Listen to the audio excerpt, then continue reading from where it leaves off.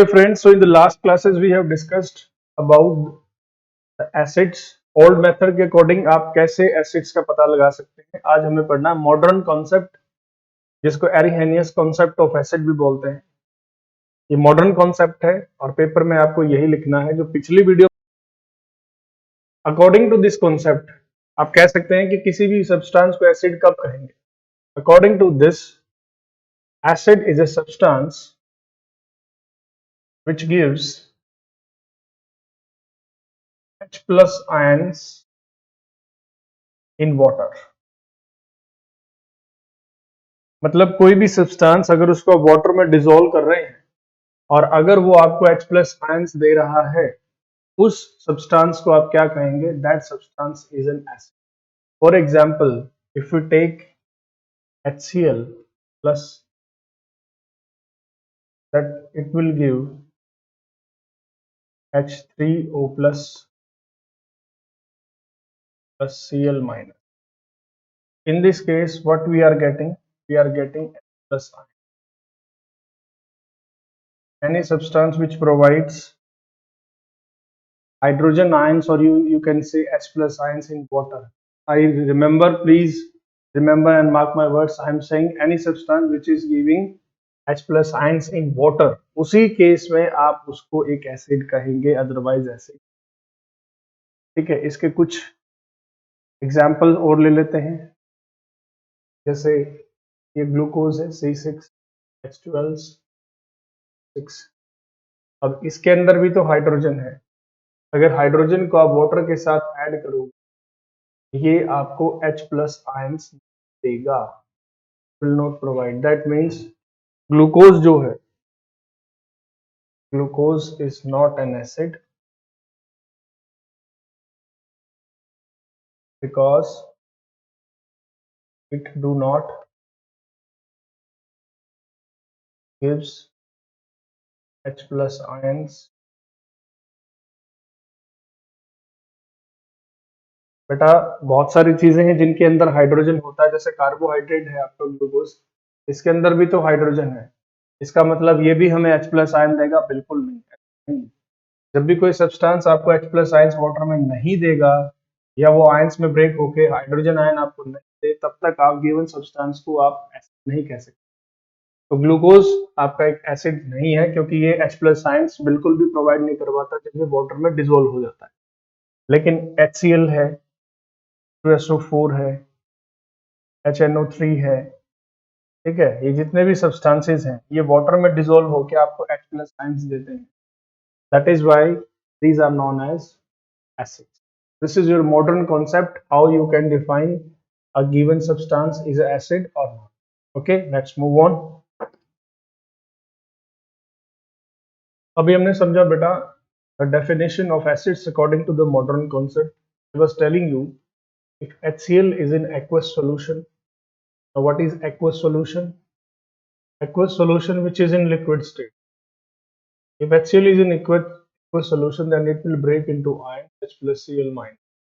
So this H plus ion defines that the given substance is an acid। Okay। अब एक चीज इसमें और समझने वाली है, ये जो HCl है, ये जो आयंस में ब्रेक हो गया पॉजिटिव और नेगेटिव, यही एक प्रॉपर्टी है जो इलेक्ट्रिसिटी को फैसिलिटेट करता है। या आप यूं कहिए, अगर किसी भी चीज को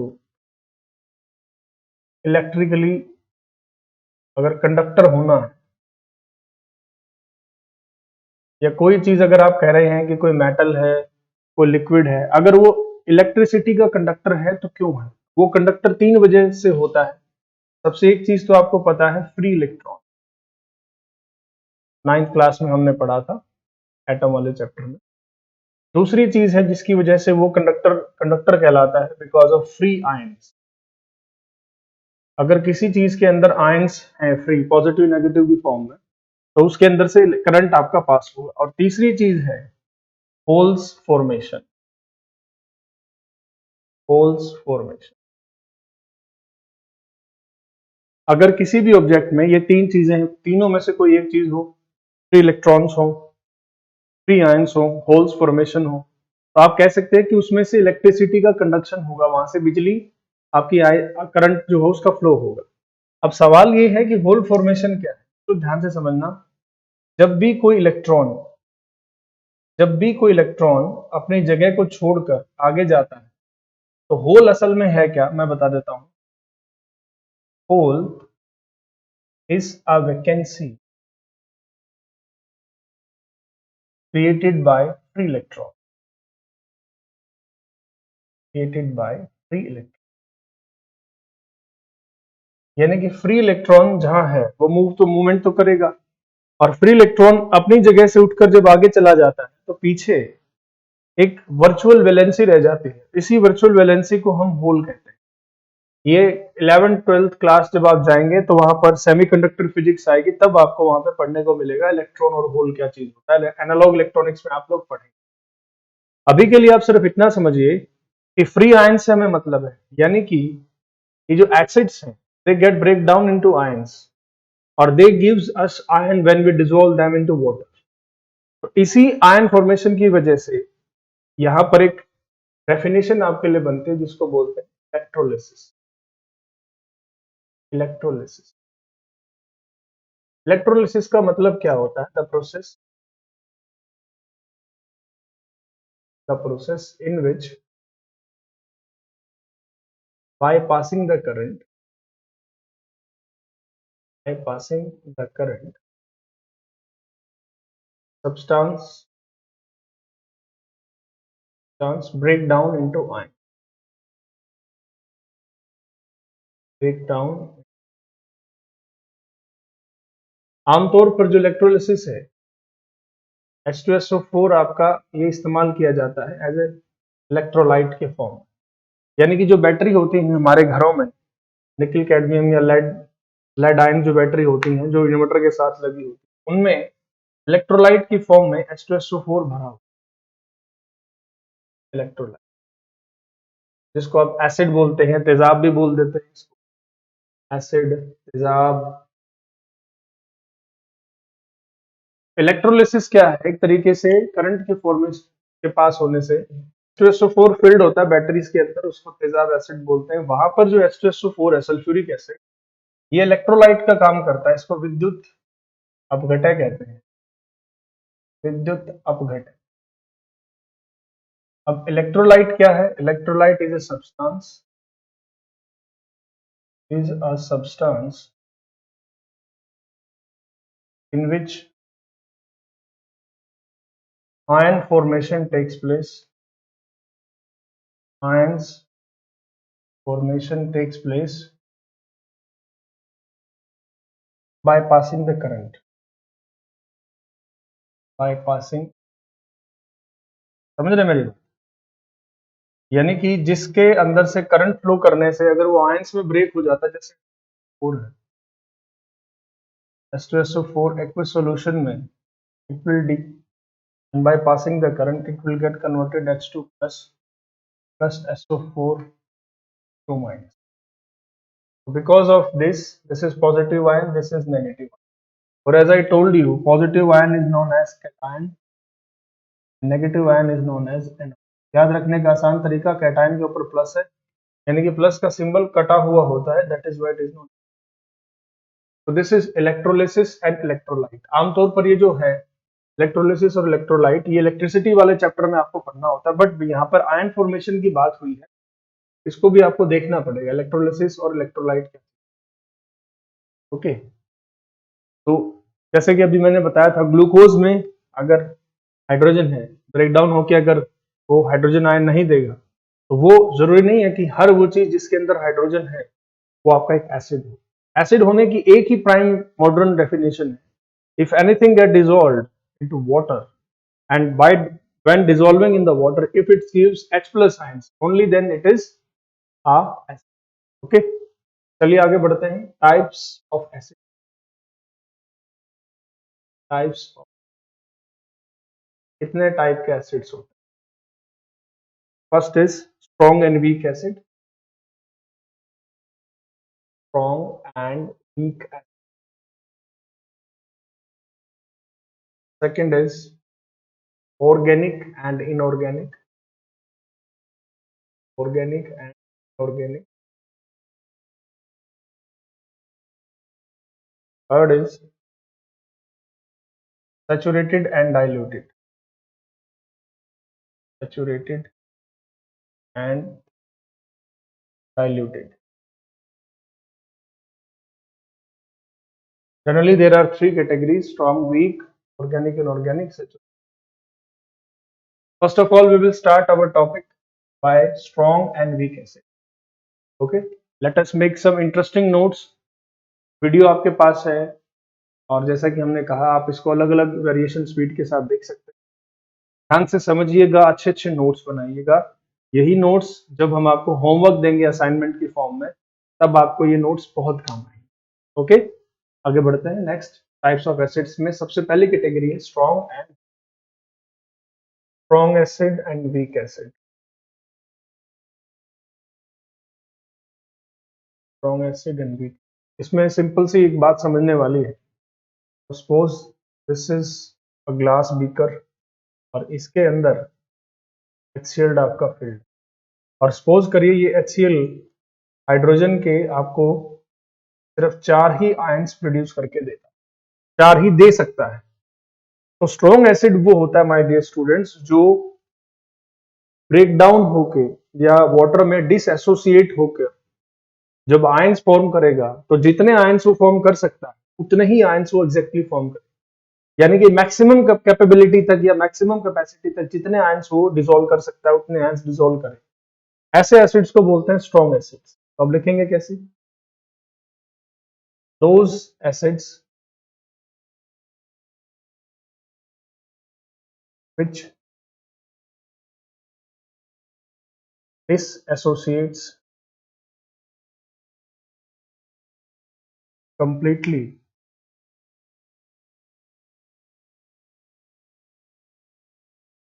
into H plus ions are known as strong acid. Are known as strong acid. यानी कि वो एसिड्स जो कंप्लीटली डिसएसोसिएट हो जाते हैं, यानी कि ब्रेक डाउन हो जाता है जिनका आयंस की फॉर्म में, उसको हम बोलते हैं स्ट्रॉन्ग एसिड। एग्जांपल के लिए HCl, H2SO4, HNO3 और एक आपका picric acid. These are some strong acids.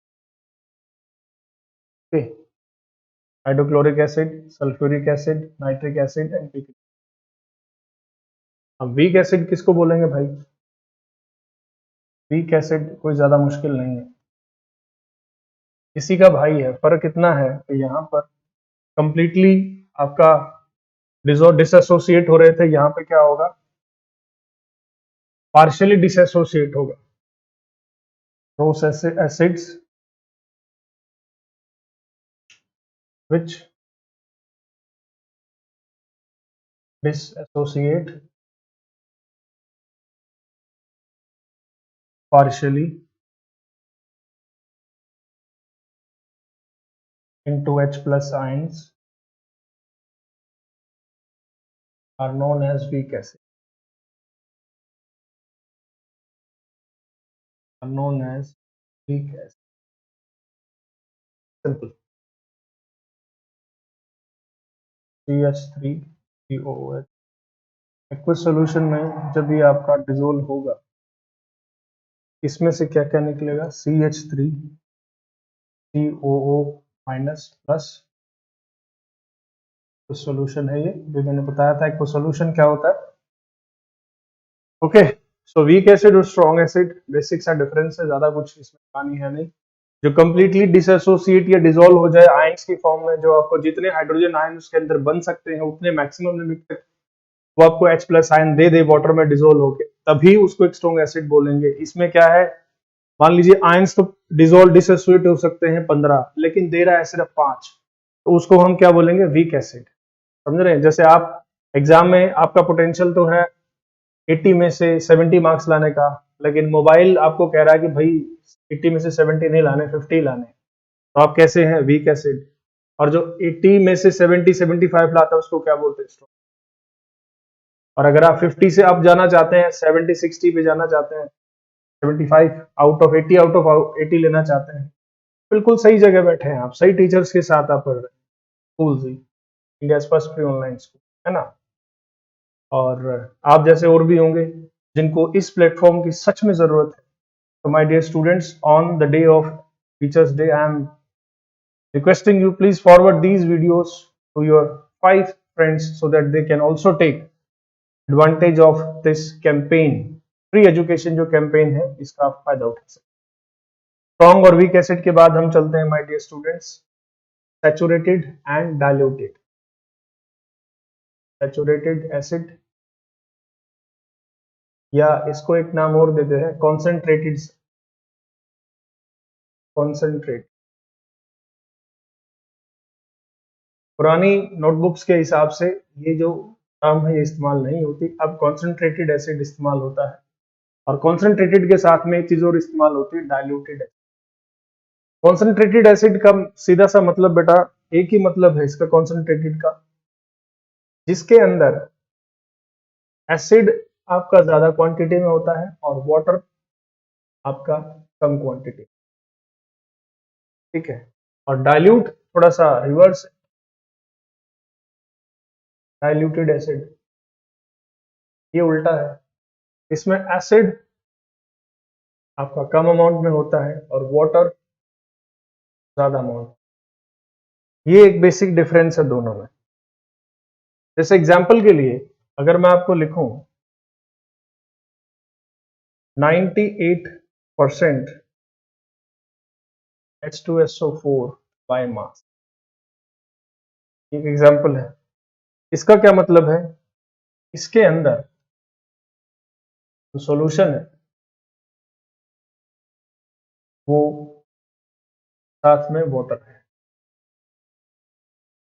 और सॉल्यूशन कितना है 100। इसके अंदर जब ये H2SO4 कितना होगा, लिखा हुआ है ना 98%, 98, और वाटर कितना होगा 2%। तो ये कैसा एसिड है, कॉन्सेंट्रेटेड एसिड। समझ में आ रही बात, मतलब जिसमें आपका ऐसा नहीं कह सकते कि 90% एसिड है 10% वाटर है, ऐसे हम बिल्कुल नहीं कहते। एग्जांपल लेके समझिए 98% H2SO4 बाय मास किसी सॉल्यूशन में है, तो उसमें H2SO4 कितना है, ऑफ कोर्स 98 यूनिट है, और वाटर कितना है 2 यूनिट। यहां देखिए, अगर आपको यहां कह रहा हूं मैं 98% ऑफ H2O बाय मास, इसका क्या मतलब है, इसके अंदर आपका एसिड कितना होगा 2% और वाटर कितना होगा 90। लेकिन यहां पर एक इंपॉर्टेंट क्वेश्चन, जैसे एसिड वाटर वाटर एसिड सुनने में अच्छा लगता है, यहां से क्वेश्चन बनता है। अगर मैं आपको कहूं एसिड को मिक्स किया जाता है वाटर में केस 1, या फिर वाटर को ऐड किया जाता है एसिड, दोनों में से कौन से ठीक है। जैसे दो बीकर है आपके पास, एक में एसिड है एक में वाटर है, तो वाटर को एसिड में डालेंगे या एसिड को आप वाटर में मिलाएंगे, यानी कि वाटर को पहले एसिड में मिक्स करेंगे या फिर आप एसिड को वाटर के अंदर डालें। बात तो सुनने में एक जैसी लगती है, लेकिन अभी थोड़ी देर में मैं आपको बताऊंगा। क्वेश्चन है, क्वेश्चन का आप थोड़ा सा मैं एक्सप्लेन कर देता हूं, फिर इसका आंसर आप दीजिए, तब तक आप इसको नोट करिए।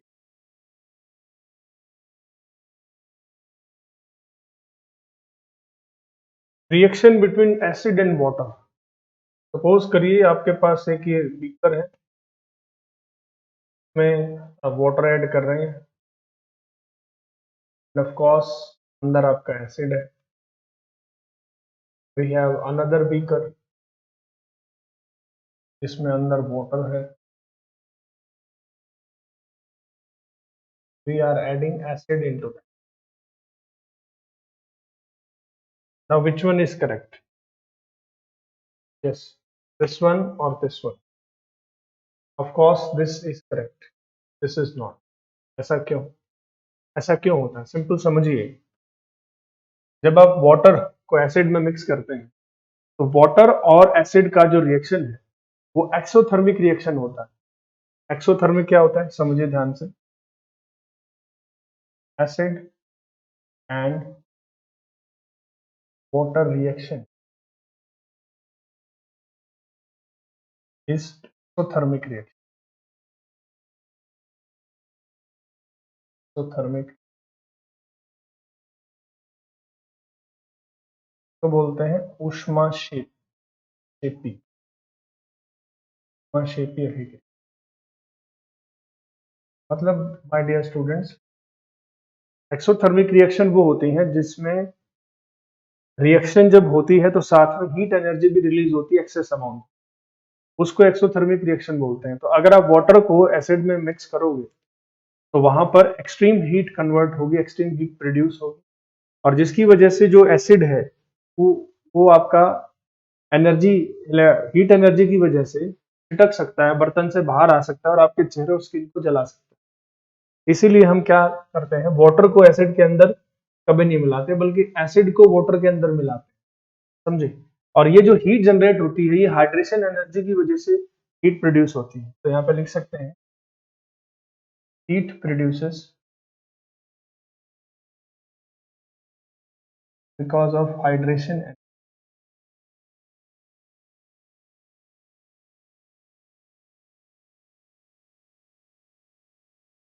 समझ में आ रही है बात। तो acid is added to water drop by drop,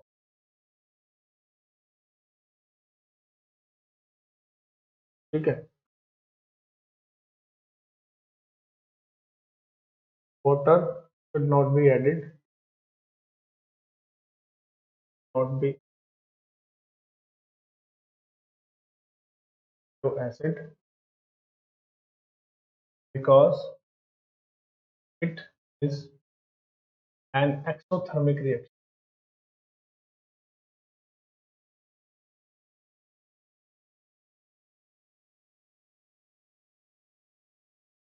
and it can damage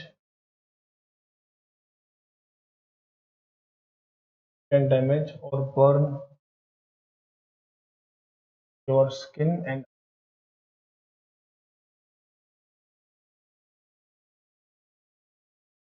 समझ में आ रही मेरी बात। बच्चों ये क्वेश्चन आपसे पेपर में पूछा जाता है, प्रोबेबली 3, 2 या 5 मार्क्स में आपसे पूछ। आप इसको, इसका रीजन लिखना है, आप डायग्रामेटिकली भी समझा सकते हैं, अच्छा आपका इंप्रेशन पड़ेगा और अच्छे आपको मार्क्स। तो acid, week acid, strong acid, saturate आपका कंसंट्रेटेड और डाइल्यूटेड, ये क्लियर है। और उन्हीं में से आपका एक क्वेश्चन निकलता है आपको ये। तो चलिए आगे बढ़ते हैं। ऑर्गेनिक और inorganic acid, organic and inorganic,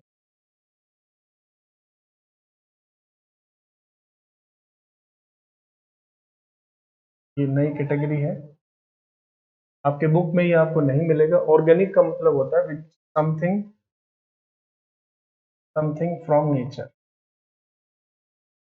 something from nature को बोलते हैं organic. Inorganic which is manufactured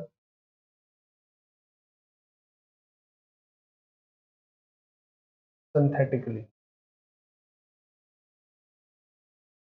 जिसको लेबोरेटरी में या इंडस्ट्रीज में बनाया जाता है। ऑर्गेनिक नेचर, हमें नेचर में दो चीजें होती है, first is animals and second is plants. तो बच्चों ऐसे ऐसे एसिड्स जो हमें या तो एनिमल्स कंटेंट से मिलते हैं या प्लांट्स से हमें मिलते हैं, उसको आप कह सकते हैं ऑर्गेनिक। और इनऑर्गेनिक एसिड्स जिनको लेबोरेटरी में बनाया जाता है, those are known as inorganic acid, ठीक है। चलिए आगे बढ़ते हैं थोड़ा सा। Organic acids,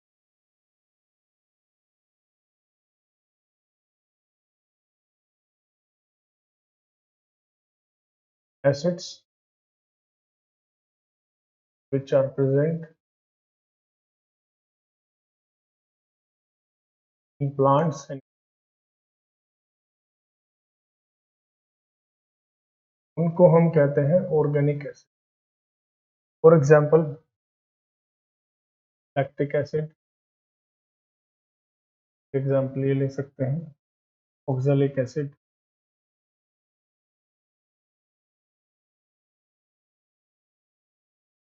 tartaric acid,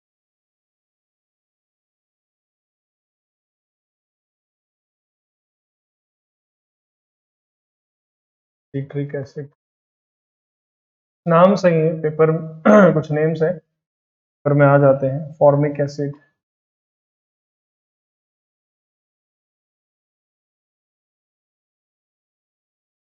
acetic acid,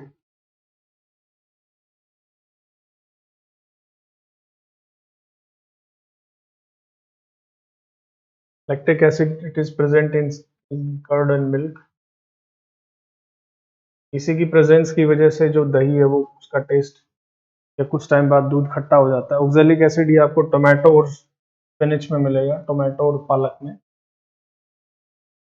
spinach, Popeye the sailor man आपने देखा होगा, वो पालक खाता है, पावरफुल हो जाता है, उसके अंदर ऑक्सैलिक एसिड होता है। टार्टरिक एसिड जो होता है, it is अनराइपन mango and grapes को मिलता है। सिट्रिक एसिड सिट्रस फ्रूट्स में, आंवला वगैरह, मौसम्बी, किन्नू, इनमें आपको मिलेगा। नींबू में होता है सिट्रस फ्रूट। फॉर्मिक एसिड ये रेड आंट के अंदर आपको मिलता है, लाल जो चींटी होती है। एसिटिक एसिड विनेगर जो होता है के अंदर पाया जाता है। तो ये कुछ एसिड्स हैं जो अलग अलग जगह आपको मिलते हैं, इनको आप नोट करिए। 3 और 3 6 हैं, lactic, milk curd, oxalic, Spanish tomato. Termite भी लिख सकते हैं, इमली बोलते हैं।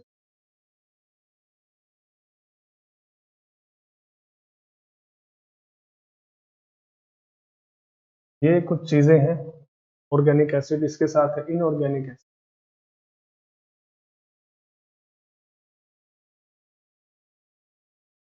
Acids which are obtained from earth minerals, from earth minerals, जो पृथ्वी के खनिज लवणों से हमें मिलते हैं उनको इनऑर्गेनिक एसिड बोलते हैं। For example Cl, 2SO4, HNO3, H2CO3, this is hydrochloric acid।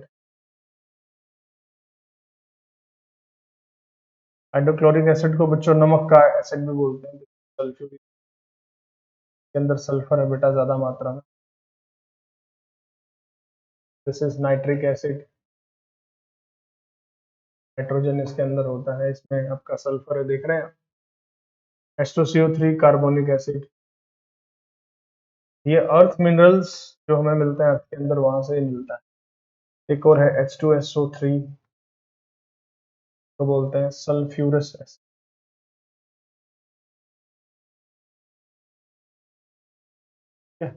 Organic and inorganic, I hope it is clear. यहाँ से एक आध क्वेश्चन एमसीक्यू टाइप में आपसे क्वेश्चन किया जाता है। यहाँ से पूछ देते हैं कि H2SO4 का जो सिंपल कॉमन नेम है वो क्या है। इसको एक नाम और है, इसको किंग केमिकल्स भी बोलते हैं, किंग एसिड भी बोलते हैं। आने वाली क्लासेस यानी कि आने वाली जो वीडियो है उसमें मैं आपको बताऊंगा कि H2SO4 का एक नाम और है, इसको ऑयल ऑफ विट्रोल भी बोलते हैं। अभी बताऊंगा आने वाली वीडियो में, ठीक है, तब तक इसे नोट करिए। Next is uses of acids. Uses क्या है, सबसे पहले लेते हैं यूजेस ऑफ HCl। HCl के यूज क्या है, हाइड्रोक्लोरिक एसिड्स के यूज क्या है। इसका सबसे पहला यूज है is used in manufacturing of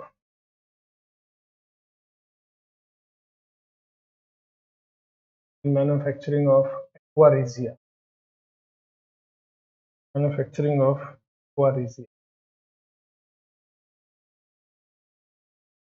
aqua regia बनाने में इसका इस्तेमाल होता है। सवाल नंबर दूसरा, ये एक्वारीजिया क्या है?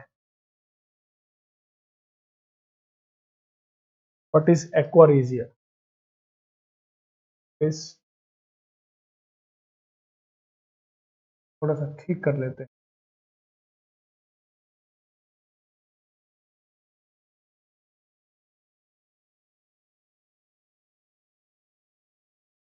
First of all my dear students, aqua regia का क्या यूज होता है?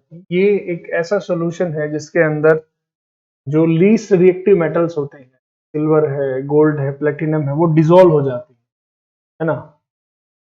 सिल्वर, गोल्ड और प्लेटिनम मेटल्स गेट डिसॉल्व्ड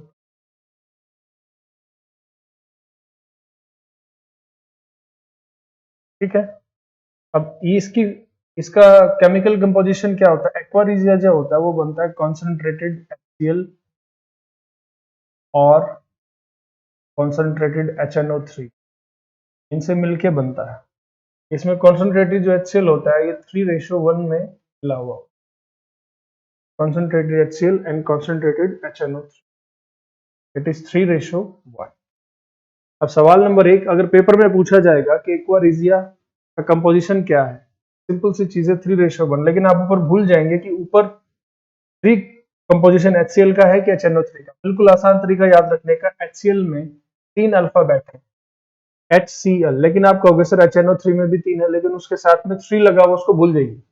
सिर्फ ये याद रखिएगा कि HCl के अंदर सिर्फ 3 ही अल्फाबेट्स है, दैट इज वाई। तो 3 जो रेशो है वो किसका होगा? HCl का।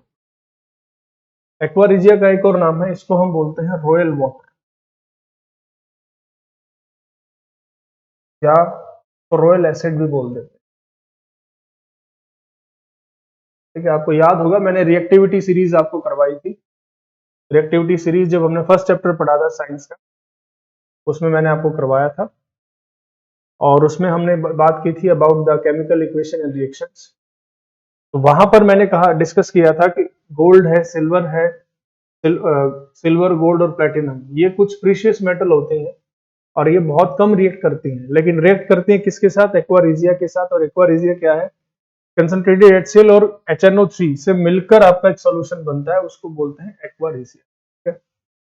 दूसरा इसका यूज क्या है? सेकंड इसका use, it is present in is present in human stomach, इंसान के पेट में भी होता है भाई। ठीक है, पेंक्रियाज के अंदर आपका पाया जाता है।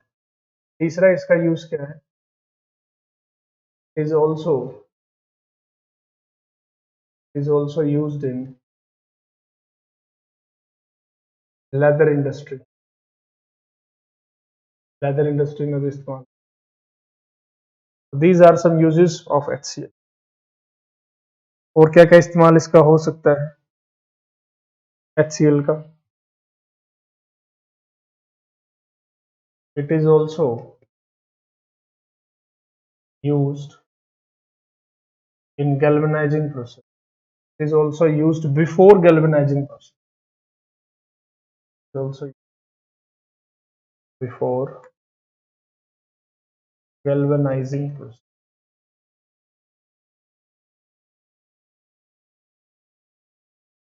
असल में होता क्या है, जो स्टील है, स्टील के ऊपर जब आप जिंक की परत चढ़ा देते हैं, स्टील प्लस जिंक, इस प्रोसेस को गैल्वेनाइजिंग बोलते हैं। यानी कि किसी एक मेटल पे दूसरी मेटल की लेयर फॉर्म करना ताकि उसको कोरोजन से बचाया जाए, उस प्रोसेस को गैल्वेनाइजेशन कहते हैं। अब इसमें क्या होता है, सिल्वर स्टील होता है, स्टील के ऊपर आपका एक ऑक्साइड की लेयर होती है, तो उस ऑक्साइड लेयर को हटाने के लिए HCl का इस्तेमाल किया जाता है।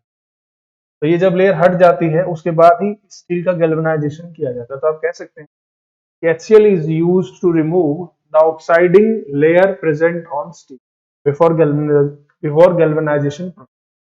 Okay, so these are some uses of HCl. Let's move on. Next acid के यूज की तरफ चलते हैं। HCl के बाद H2SO4 की तरफ चलेंगे, उसके क्या यूजेस है हमारे लिए। सल्फ्यूरिक एसिड,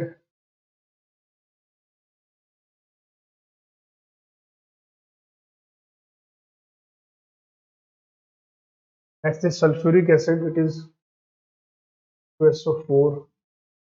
का एक और नाम है my dear students, oil of vitriol. ये क्या चीज है? जिस किसी के अंदर H2SO4 जो आयंस होते हैं उसको ऑयल ऑफ विट्रॉल कहते हैं। इसको आप एक नाम और दे सकते हैं, king of chemicals. King of, लगभग हर जगह इसका इस्तेमाल किया जाता है, हर जगह का मतलब है हर इंडस्ट्री में। और इसका और क्या काम क्या है? It is a dehydrating agent.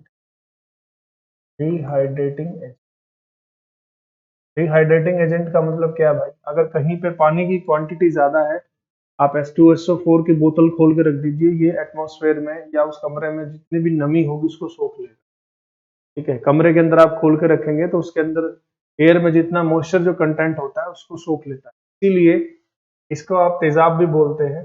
जब आपकी स्किन पे ये एसिड पड़ता है तो स्किन के अंदर जो मॉइस्चर कंटेंट होता है सबसे पहले ये उसको गायब कर देता है। इसीलिए आपको जलन महसूस होती है, और जो ज्यादा झुलस जाते हैं, जो व्यक्ति जल जाते हैं, उनका चेहरा बिल्कुल डिसफिगर। ओके, लास्ट आपका रह गया है HNO3 नाइट्रिक एसिड। उसके यूज भी देख लेते हैं फटाफट, इसको साफ करके आगे बढ़ते हैं। नाइट्रिक एसिड, थर्ड इसका यूज देख लेते हैं। नाइट्रिक एसिड का इसका सबसे ज्यादा इस्तेमाल किया जाता है in the manufacturing of explosive. The manufacturing of explosive यानी कि विस्फोटक सामग्री इसका बनाने में इस्तेमाल होता है, खासतौर पर गन पाउडर। कोई आपसे पूछे कि गन पाउडर क्या चीज है? सिंपल सी चीज है, पोटेशियम नाइट्रेट, KNO3, चारकोल, और इसके अंदर होता है सल्फर। ठीक है, आप कहोगे सर इसमें तो HNO3 कहीं आया नहीं। अबे मूर्खो, ये KNO3 भी तो कहीं से आया होगा, समझे? और इसका इस्तेमाल और कहाँ किया जाता है? TNT बनाने में। TNT नेट पे सर्च करिएगा, TNT की फुल फॉर्म क्या है, आपको असाइनमेंट में मैं आपको दूंगा। और तीसरा इस्तेमाल इसका क्या कहाँ किया जाता है? In the manufacturing of fertiliser.